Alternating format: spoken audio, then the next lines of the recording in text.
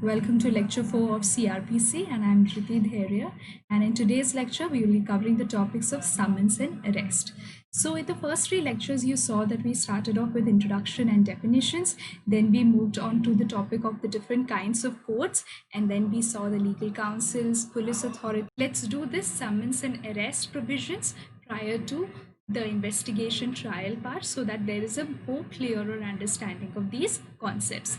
So what is the need of summons and arrest? As we have all known, we have already said this quite a number of times in the last three lectures also, that the presence of an accused is very important in a trial because it is to ensure a fair trial. Now, there are two modes where you are trying to ensure the presence of an accused at a trial under this code, that is by issuing a summons or by arrest and detention. However, now you need to remember that arrest is a very effective way, one of the most effective ways by which you can ensure the presence of an accused. But does it mean that you should arrest a person at as soon as possible or etc.? No, we should do not do that. Why? Because the liberty of a person should not be taken away without just cause. So if there is any other option, like by serving a summons, you can effect the same thing, you will get the same effect of ensuring his presence there, then you will use arrest and then you will use summons and not arrest and detention. It should always be the last resort in any situation. So like when we were reading yesterday about the police authorities, we dealt with the difference between a cognizable offense and a non-cognizable offense. We saw the distinction in a little bit of detail to show you how this distinction affects the kinds of powers that a police official has in the case and why such a distinction has been made. So today when we move on to the summons and arrest part, let's see another distinction that has been made under the code, another classification that has been made, that is between a summons case and a warrants case. So what is a summons case? If you will remember the definitions, under section 2W, summons case was given, and in brief you can understand any place where less than 2 years punishment is there, that is a summons case. And in a warrant case, what we saw, greater than 2 years, that is you saw the life imprisonment, death penalty, greater than 2 years punishment there was taken as a warrants case. Now what is the distinction based on? First distinction, as you can see with the punishments that are related to them, it obviously first deals with the seriousness of the crime. Secondly, this distinction actually will tell you that what kind of a procedure will be used. So you can understand, if it is a warrants case, obviously the procedure will become more elaborate, more exhaustive, etc., while in a summons case it will not be like that. Now the third distinction that is there is, in a summons case, it is seen that generally at the first instance, a summons will be given. In a warrant case, mostly an arrest or arrest warrant is issued. So this is the three distinctions that you can see between a summons case and a warrants case. First on the seriousness, then the trial procedures, elaborateness of the trial procedures, and the third is that whether a summons should be issued or a warrant should be issued. So the first thing that we'll see here is section 204. Under section 204, it has been titled as issue of process. So whichever is the magistrate or the judge who is taking cognizance of a particular offense and he is wanting to proceed, if it is a summons case, he shall issue summons. If it is a warrant case, he may issue a warrant, and if he thinks fit, then he may also issue a summons. Now this particular section, however, is not having any effect on section 87. Let's see what is section 87 then. Section 87 is talking about issue of a warrant in lieu of or in addition to a summons. And this is a may power of the magistrate, that it is a discretionary power. So here what we are seeing, that instead of just giving a summons, either the court is giving a warrant instead of it or also issuing a warrant in addition to it. So where an issue of summons has to be done, like for example in a summons case, the court can take down reasons and then issue warrant also, if before the issue of summons or after the issue of summons, but before the time fixed for appearance, there is reason to believe that the person for whom that summons was to be issued has absconded or he will not obey the summons. Or if that person has failed to appear and summons was proved that it was duly served to him and there is no reasonable cause that you can find that why he did not appear, then another warrant can be issued. So under section 204, you saw summons case shall issue summons, warrant case may issue a warrant, or if it thinks fit, can go for summons. And 87 is talking in where there's a summons to be given, there instead of a summons or in addition to a summons, a warrant can also be given in respect of the conditions given under section 87. Now, what is summons and how is it serviced? So, summons in a simple definition sort of a thing you can understand. It's not given in the definitions as such, but in for putting it down in a statement, it is an authoritative call to an accused that come and appear in court and answer the charge that has been made against you. So, section 61 is telling us the form of summons, that how does a summons look like. So a summons, first you have to understand, this is also giving you the essentials of a summons. So a summons is issued by the court, it is in writing, it is in duplicate, it should be signed by the presiding officer or any other person who is authorized to sign such summons. They are given certain permissions by the court or the state government, etc. You can go and read the section in detail if you want, and it should be sealed with this code of the seal. Now, this summons that is there, it can also dispense with the personal appearance of the accused and allow that person to appear through an advocate. That has been dealt under section 205(1).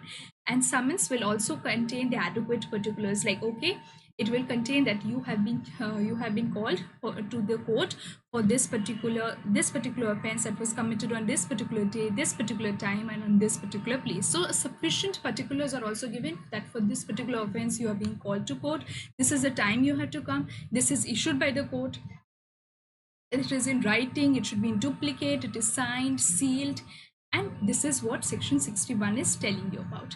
Then we move on to how will you service the summons. So that is dealt under section 62 to 67. It is giving you a wide range of situations where the summons service is being made. So section 62 first gives you the general mode, that how summons has to be served. Now summons are served by the police officer or by any authorized officer, and this person will serve on the person as far as practicable. That personal delivery should be given. You deliver, you have a duplicate, you saw in 61 there was a duplicate, you give one copy to him, on the other copy you take a sign at the back of it, that will be like a sign of it, that will be taken as a proper acknowledgement that he has got, that is a receipt of that particular summons. Then under section 63, what we are saying, what in the case of a corporate body or a society, if there's a crime that has been alleged against a particular corporate body, then who will you send the summons to? Here you'll service it to the secretary or the local manager or the principal officer, or you'll take a registered letter and address it to the chief officer of that particular corporation, and this registered letter, if will be deemed to be affected as a valid service when the letter would arrive in ordinary courts. Then what we are seeing, what happens if this person is not present, you could not find him in person, then what will you do? Then under section 64, what you're doing, when the person is not found, then you'll go to his house, whoever an adult male member is there in the family who resides with him, you'll give that summons to that person, and that person will then sign the receipt, and that would also be a valid summons. For this particular section, you also need to remember that a servant does not form a part of the family for this particular section. Here you can contrast it with CPC, where you saw that there also you could serve a summons on an adult member of the family. However, the condition of a gender, that is a male gender, is not there. You can serve it on a male or a female member. However, for summons in CRPC, it should only be on an adult male member. Then what do we see under section 65?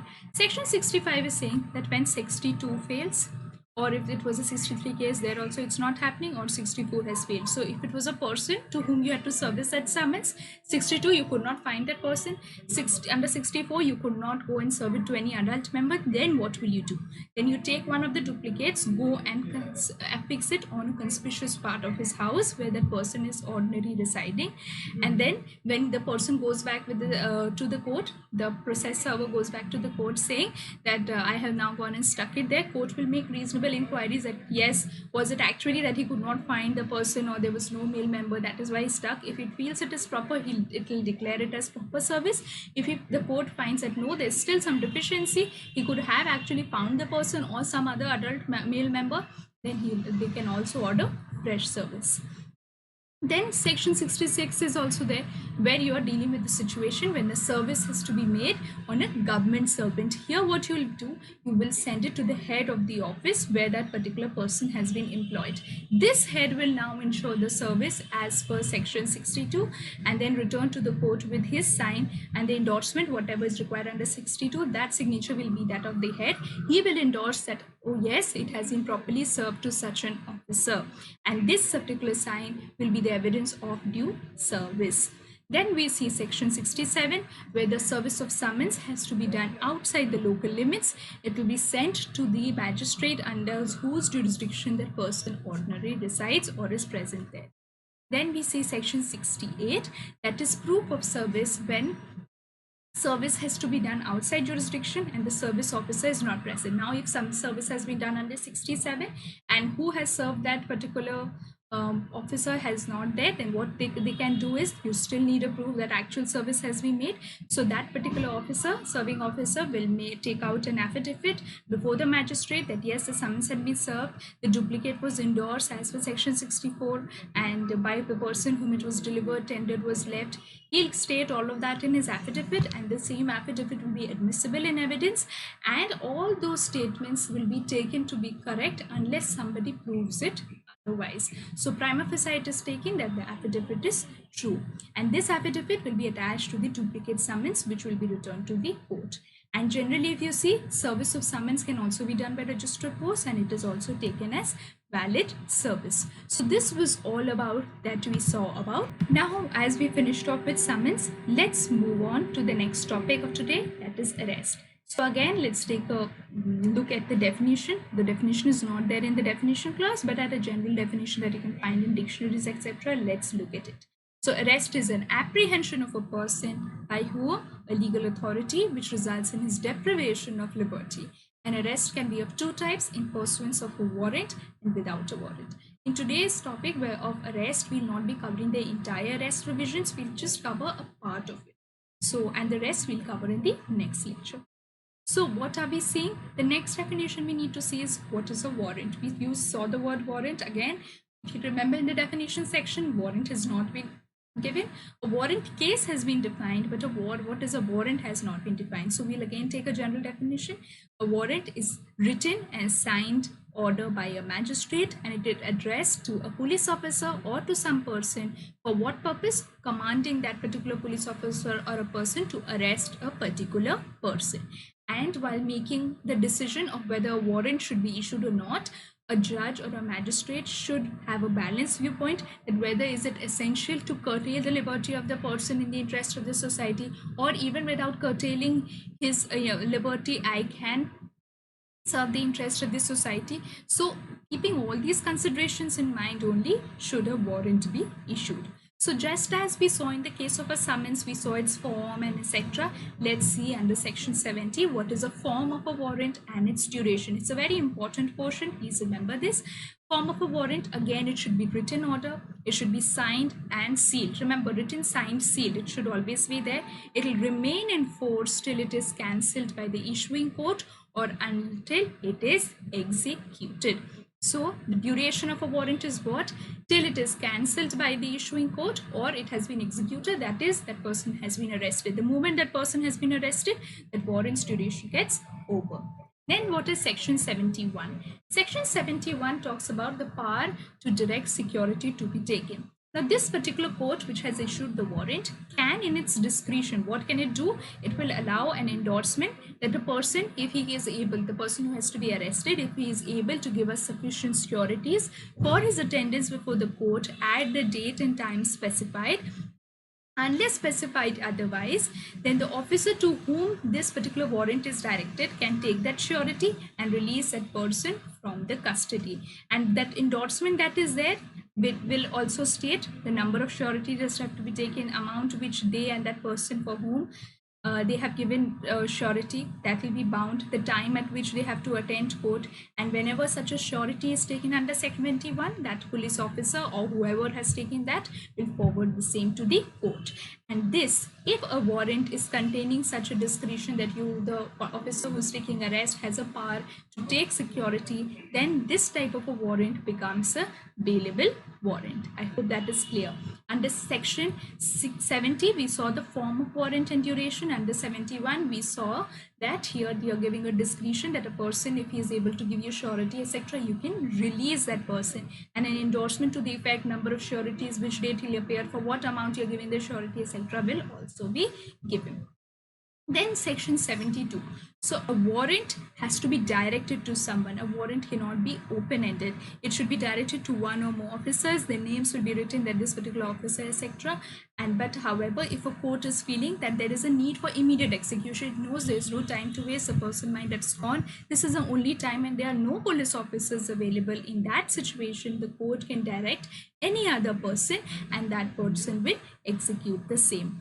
And whenever a warrant has more than one names for who are allowed, who have been empowered to execute that particular warrant, all of them or any of them or more than one of them can execute that particular warrant. So under section 73, you are saying that a warrant may be directed to any person. Here, this power to direct a warrant to any person has been limited to only two courts: the Chief Judicial Magistrate or the Judicial Magistrate Class 1, where may word has been used that they can direct any person within his local jurisdiction that, look, this particular person who is an escaped convict or is a proclaimed offender or has been accused of a non-bailable offense and is evading arrest, you have the right to arrest such a person, and this particular person will acknowledge that this particular receipt that is given by the court, and will execute it.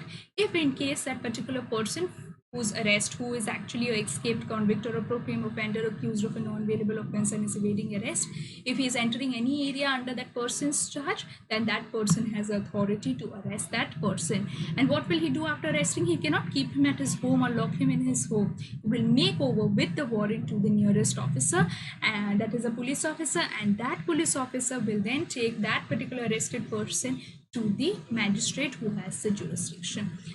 Here there is one very important thing to understand, that no general warrant of arrest can be issued. That is, you cannot, there is an offense has been that offense has been committed, for example, an offense of murder has been committed, you have no clue who has done it.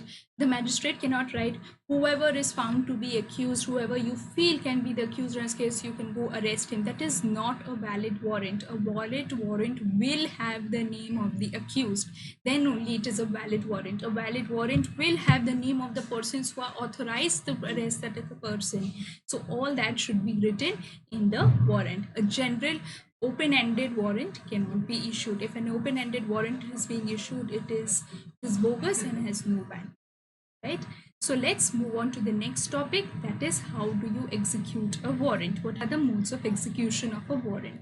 Section 74 is telling you that it has to be executed by the officer or a person whose name has been endorsed or directed upon. So the court has, what has the court done? The court has done that it has mentioned a particular officer's name. For example, if it is a DSP of a particular area, his name is mentioned. Now later on we'll see later that this DSP can then endorse other officers' name, that I'm directing so and so person to arrest such a person. So it can be endorsed or directed. So this execution of a warrant can be done by an officer or a person whose name is endorsed or directed. However, this particular section is subject to section 78 to 81. What are these sections dealing with? When this particular warrant has to be executed outside the issuing court's jurisdiction. So let's take a brief view into section 78. Now, when you are finding that the person to be arrested is outside the jurisdiction, the court feels he is outside the jurisdiction. So instead of directing that warrant to a particular police officer, here the court will do what? Forward by post or by any other means to any executive magistrate or a DSP, that is a deputy superintendent of police, or a commissioner in whose limits the same has to be executed. And for that, you'll also send the warrant, you'll send the substance of the information that is required for them to identify the person, what is the background, etc., all other documents that may be needed to in order for them to decide whether they should give him bail or not. All of that should be forwarded. So instead of directing it to a police officer, what the court is doing, the court is sending it by post to an executive magistrate, DSP, or a commissioner of police, in whose limits that warrant has to be executed. Then what is section 79 talking about? Section 79 is talking about whether warrant has been directed to a police officer and that needs execution outside the jurisdiction, then that police officer can take it in for endorsement to a executive magistrate or a police officer not below the rank of an officer in charge of a police station within the local limits where it has to be executed. I hope that is clear. Let's see section 81. Section 80. Now, what would be the procedure of arrest of a person against whom a warrant was issued and this was to be executed outside the jurisdiction? Now, if the executing court is less than 30 kilometers, if he is arrested and the distance between the place he was arrested and the issuing court is less than 30 kilometers, take him there. If not, then the executive magistrate or the DSP or the commissioner, whoever was sent, or if any security has been taken under 71, then take before that particular magistrate, DSP or a commissioner. Then what is section 81? Now, procedure by a magistrate before whom such a person has been brought before him. Now, this person, if that person who has to be arrested and that is the exact person who has been arrested, that magistrate will direct that remove this person in custody, send him to custody. Now, if it is a bailable offense and the person is ready that I'll furnish bail, or under the direction under section 71 he was ready to furnish securities, etc., you'll send the bond to the issuing court after taking the bond, etc., and release him. If it is a non-bailable one, then this chief judicial magistrate or the sessions judge where an arrest was made, they can decide if they want to release a person or bail or not. However, this section will not prevent a police officer from taking bail under section 71. And then there's one small little section that you need to remember, section 37. If you can remember 39, 40, where we're talking about the duty of the public, etc. Section 31 is telling you that if there is a person who has been empowered to arrest someone by executing a warrant and he requires help, a person other than a police officer, not a police officer, a person other than a police officer, if you are present near such a person and he requires your help in executing the warrant, then you should help, then you are required to help that person. And section 77 is saying that a warrant that has been issued by any court can be executed in all of India, in any place of India. So this is what we'll be covering for arrest in today's class. With this we complete today's lecture. In the next lecture we would be covering the leftover portions of arrest, and I hope there is no doubt or problem with today's content and the lecture. See you in the next lecture. Bye and thank you.